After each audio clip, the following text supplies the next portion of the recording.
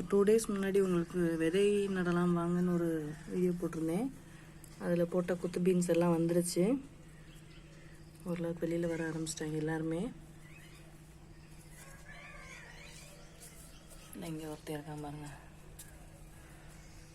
இந்த மாதிரி ஓரளவுக்கு எல்லாருமே வெளியில் வர ஆரம்பிச்சிருச்சு.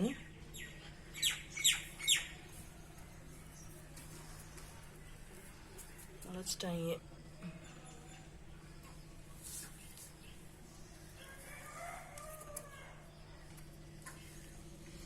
இது கருவேப்பிலைங்க. என் பொண்ணு எங்கே நான் நட்டு வச்சேன்னு தெரியல அப்படின்னா அது ரொம்ப நாள் கழிச்சு இப்போ தான் விட்டுரு தலைச்சிருக்கு.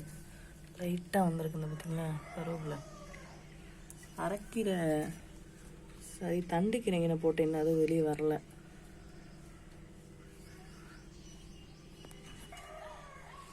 நான் வந்துட்டேங்க பாருங்க மொச்சை என்ன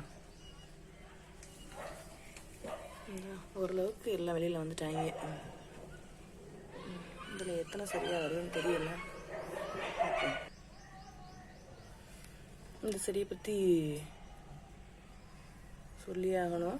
இது கருவேப்பிலை தான். ஆனால் வச்சு நான் வந்து ஒரு 6-7 மாதம் இருக்கும் அந்த கருவேப்பிலை வச்சு. மேலே ஒரு இது மட்டும் ஒரு 5-6 லீஃப் மட்டும் வந்திருந்தது குச்சி தான். ஆனால் வந்து எல்லாமே பூச்சி தலையாக இருந்துச்சு. நானும் சரி கட் பண்ணி விடுறதுக்கு மனசு வராமல் எப்படியாவது வந்துருன்னு சொல்லிட்டு நானும் வச்சு பார்த்துட்டே இருந்தேன். ஒன்றும் வரல. அப்புறம் இந்த கருவேப்பிலை இப்போ நட்டு வச்சு விதை நட்டு வச்சது வரவும் இது மேலே இருக்கிறத கிள்ளி விட்டுட்டேன். ஆனால் வந்து வரும் நான் இவ்வளவுதான் நினைக்கல. இப்போ பாருங்கள் அது எவ்வளோ அழகாக வந்திருக்குன்ட்டு. எவ்வளோ அழகாக இருக்குது பாருங்கள். ஒரு இதாக இருந்தது இப்போ 3 கிளையாக பிரிஞ்சு வந்திருக்கு. இந்த செம்பருத்தியும் அப்படி தான் ரொம்ப நாளாக இருக்குது. பூச்சி தலையாகவே இருந்தது.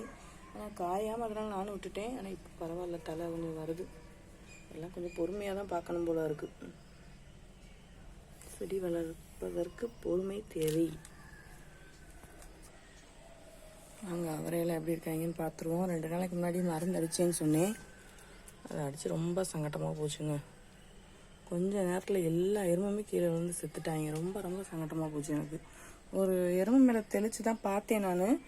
ஆனால் அது வந்து எதுவுமே இல்லை, நல்லா தான் ஓடிக்கிட்டு இருந்துச்சு. அதனால் தைரியமாக அடிச்சிட்டேன்.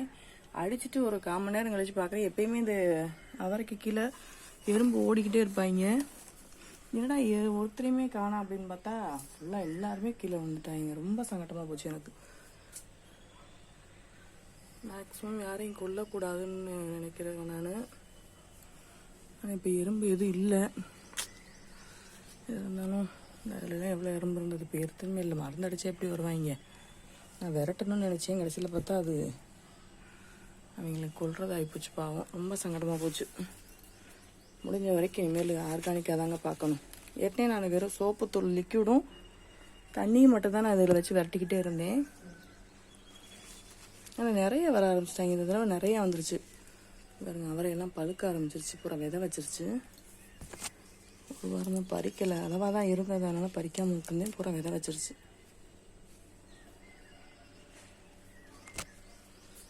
இந்த மருந்துனாலே என்னன்னு தெரியல, செடியும் ஓரளவுக்கு கொஞ்சம் காய ஆரம்பிச்சிருச்சுங்க. என்னன்னு தெரியல. ஆனால் அதுக்கு பின்னாடி அந்த காஞ்சிருக்கு. இது டபுள் பீன்ஸ் கொடியா இல்லை அவரை கொடியான்னு தெரியல. ரெண்டும் ஒன்றா இருக்கனால எனக்கு எதுன்னு தெரியல.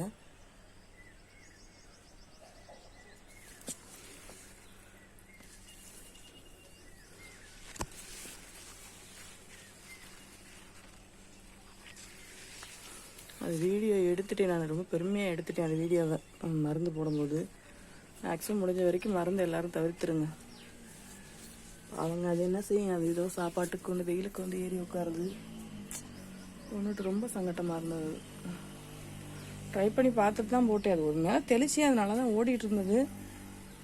அது கொஞ்சம் நேரத்தில் எல்லாமே முடிஞ்சு போச்சு பாவம். ஓகேங்க. இன்னும் கொஞ்சம் இதெல்லாம் வாங்கிட்டு வந்திருக்கு விதையெல்லாம். அதை நான் அடுத்த நெக்ஸ்ட் வீடியோவில் வச்சு காமிக்கிறேன். இங்கே வச்ச பாவக்காயும் இன்னும் வரல. வந்தோடனே காமிக்கிறேங்க. ஓகே, பாய்.